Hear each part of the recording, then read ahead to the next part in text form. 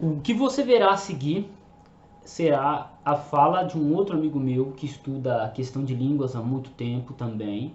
Eu pedi para ele gravar um áudio, né, explicando a questão dessas questões de nomes e tal. E ele gravou. Então vocês verão. Então eu peço que você que assiste esse vídeo, na descrição, na descrição aqui você vai encontrar meu curso de grego. Dentro dele tem um curso de crítica textual junto e também um bacharel em teologia, para você aprender um pouquinho mais sobre o assunto, sobre este assunto, tá? Então fique com o vídeo. Deus lhe abençoe e tamo junto no campo de batalha. Bom, e aí, Adolfo? Então, sobre a questão da pronúncia Yahoo, né? Eu queria comentar algumas coisas, mas antes eu queria falar alguma coisa sobre a questão de sílabas, né? Você pode ver aqui que tem a questão de dois tipos de sílabas que existem em várias línguas, né? Mas também aqui na questão do hebraico. Nós temos sílabas fechadas e sílabas abertas.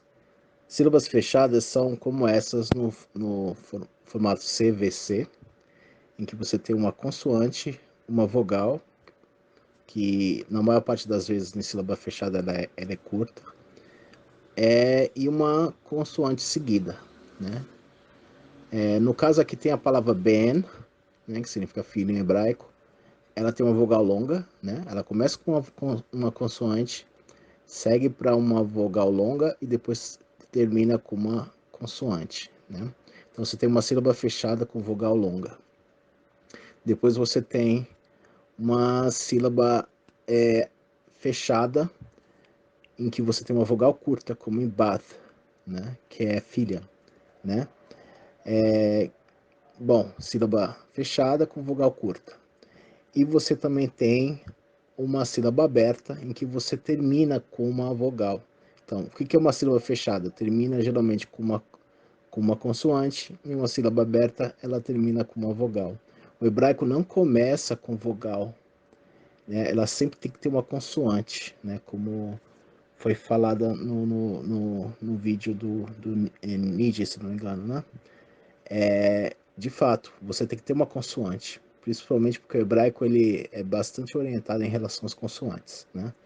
Então, aqui no caso, eu preciso de um aleph para a palavra o, né?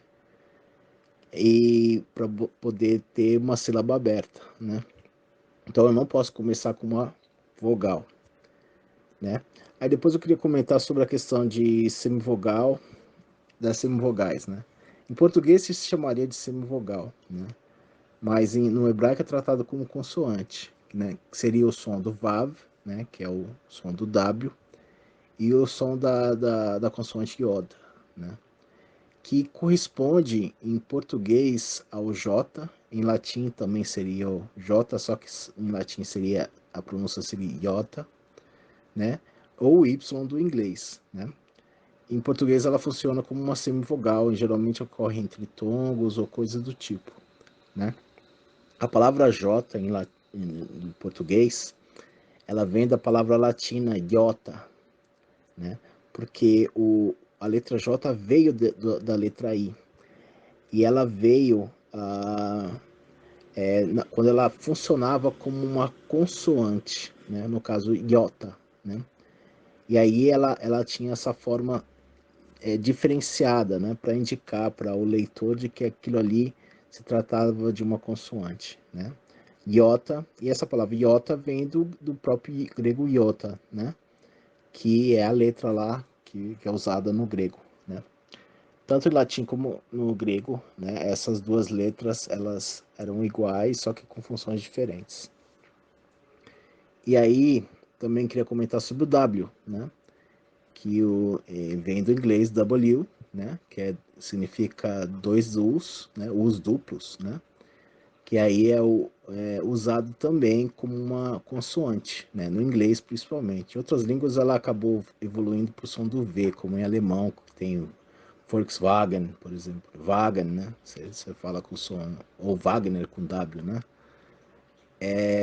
Outra coisa também que eu queria comentar é a questão, por exemplo, em português, quando que ocorre o U funcionando como uma semivogal, né? Por exemplo, na palavra água, né? Aí você vê aí a fonética, né? Que em Portugal é água, né? Tem o som água em Portugal. E também o i quando ele funciona como uma semivogal, né? Como em Gaia, né? E saia, né? Em galego tem um áudio aí, depois você pode passar, que também ele mostra que é em galego, né? Que é uma língua bem próxima do português. Alguns até consideram como a mesma língua que o português. Eles falam saia, né? E bom, e esse som, né, ele muitas vezes ele é representado pelo J também, né? Ou com um I sem acento, né? E com no símbolo embaixo. Agora a questão da pronúncia Yao, né? Temos alguns problemas nessa questão dessa pronúncia.